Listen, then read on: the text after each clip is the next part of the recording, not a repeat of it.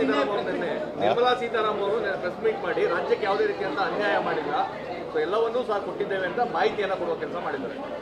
ಈಗ pre budget meeting ಕರೆದಿದ್ದು ನಾವು ಅಲ್ಲಿ ಹೇಳಿದ್ದೀವಿ, ನೀವೇ ಅಪ್ಪರ್ ಭದ್ರಾ ಯೋಜನೆಗೆ 5300 ಕೋಟಿ ಕೊಡ್ತೀವಿ ಅಂತ ಹೇಳಿದ್ದೀವಿ, ಅದು ಕೊಡಿ ಅಂತ ಹೇಳಿದ್ರು. ಅದು ಇದೆಯಾ ಬಜೆಟ್ನಲ್ಲಿ?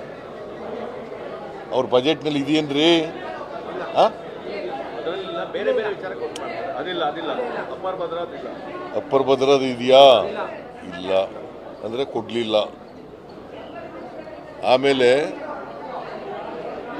15 ಫೈನಾನ್ಸ್ ಕಮಿಷನ್ ರಿಪೋರ್ಟ್ನಲ್ಲಿ ರೆಕಮೆಂಡ್ ಮಾಡಿದರು 5495 ಕೋಟಿ ಸ್ಪೆಷಲ್ ಗ್ರ್ಯಾಂಟ್ಸ್ ಕೊಡಿ ಅಂತ. ಅದು ಇದೆಯಾ? ಪೆರಿಫೆರಲ್ ರಿಂಗ್ ರೋಡ್ಗೆ 3000 ಕೋಟಿ ಕೊಡ್ತೀವಿ ಅಂದಿದ್ರು, ಅದು ಇದೆಯಾ? ಆಮೇಲೆ 3000 ಕೋಟಿ ವಾಟರ್ ಬಾಡೀಸ್ಗಳಿಗೆ ಡೆವಲಪ್ಮೆಂಟ್ ಕೊಡ್ತೀವಿ ಅಂದಿದ್ರು, ಇದೆಯಾ? ಇಲ್ಲ. ಅದನ್ನೇ ಅಲ್ವಾ? ಅಲ್ಲಪ್ಪ, ಅವ್ರ ಬಜೆಟ್ನಲ್ಲಿ ಇದೆಯೇನ್ರಿ ಅದು? ಕರ್ನಾಟಕ ಈಗ ಇವ್ರಿಗೆ ಆಂಧ್ರಕ್ಕೆ ಕೊಟ್ಟರು, ಬಿಹಾರಿಗೆ ಕೊಟ್ಟರು, ಕರ್ನಾಟಕಕ್ಕೆ ಏನು ಕೊಟ್ಟಿದ್ದರು? ಇಲ್ಲಿಂದ ಅನ್ಯಾಯ ಆಗಿಲ್ಲ ಅಂತ ಹೇಳ್ತಾರಲ್ಲ, ಕುಮಾರಸ್ವಾಮಿ ಮತ್ತು ನಿರ್ಮಲಾ ಸೀತಾರಾಮನ್ ಓಲಿ ಪ್ರಸ್ತಾಪ ಮಾಡ್ಬೋದಾಗಿತ್ತಲ್ಲ. ಪರ್ಮಿಷನ್ ಕೊಡಲಿಕ್ಕೆ ನಾವು ಪ್ರಯತ್ನ ಮಾಡ್ತೀವಿ ಅಂತ ಕೊಡಿಸ್ತೀವಿ ಅಂತ ಹೇಳ್ಬೋದಾಗಿತ್ತಲ್ಲ. ನಿರ್ಮಲಾ ಸೀತಾರಾಮನ್ ಕರ್ನಾಟಕದಿಂದ ರಾಜ್ಯಸಭಾ ಮೆಂಬರ್ ಆಗಿರೋರು, ಕುಮಾರಸ್ವಾಮಿ ಅಲ್ಲಿ ಸ್ಟೀಲ್ ಮೇಜರ್ ಇಂಡಸ್ಟ್ರೀಸ್ ಮಿನಿಸ್ಟರ್ ಆಗಿರೋರು.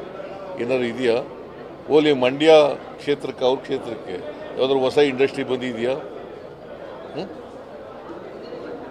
ಬಂದಿದೆಯೇನ್ರಿ? ಆಯಿತು, ಒಂದು ಇಂಡಸ್ಟ್ರಿ ಕಾರಿಡಾರ್ ಬಂತ? ಇಲ್ಲ. ಸೊ ಮೇಕದಾಟು ಇಲ್ಲ, ಇಂಡಸ್ಟ್ರಿ ಇಲ್ಲ, ನಾವು ಕೇಳೋದು ದುಡ್ಡು ಕೊಟ್ಟಿಲ್ಲ. ಏಮ್ಸ್ ಕೇಳಿದ್ದು ನಾವು, All India Institute of Medical Sciences ರಾಯಚೂರಿಗೆ ಕೊಡ್ರಿ ಅಂತ ಹೇಳಿ ಪ್ರಸ್ತಾಪ ಆಗಿದೆಯಾ? IIT ಕೇಳಿದ್ದು ಮೈಸೂರು ಅಥವಾ ಹಾಸನಕ್ಕೆ ಕೊಡಿ ಅಂತ ಆಗಿದೆಯಾ? ಮತ್ತೆ ಏನು ಕೊಟ್ಟಿದ್ದರು? ಅನ್ಯಾಯ ಆಗಿಲ್ಲ ಅಂತಂದ್ರೆ ಹೆಂಗೆ? ನಿರ್ಮಲಾ ಸೀತಾರಾಮನ್ ಬಂದಾಗೆಲ್ಲ ಹಿಂದೆನೂ ಕೂಡ ಸುಳ್ಳು ಹೇಳ್ಬಿಟ್ಟು ಹೋಗಿದ್ರು, ಈಗಲೂ ಸುಳ್ಳು ಹೇಳ್ತಾ ಇದ್ದಾರೆ. ಕೇಂದ್ರ ಸರ್ಕಾರಕ್ಕೆ ಆಮೇಲೆ ರಾಜ್ಯ ಸರ್ಕಾರಕ್ಕೆ ಅಷ್ಟು ದುಡ್ಡು ಕೊಟ್ಟಿದ್ದೀವಿ, ಇಷ್ಟು ದುಡ್ಡು ಕೊಟ್ಟಿದ್ದೀವಿ ಅಂತ ಹೇಳ್ತಾರೆ. Do you know the most ಅನ್ಯಾಯ ಆಗಿರ್ತಕ್ಕಂಥ ರಾಜ್ಯ 15ನೇ ಹಣಕಾಸಿನ ಆಯೋಗದಲ್ಲಿ ಕರ್ನಾಟಕ ರಾಜ್ಯ.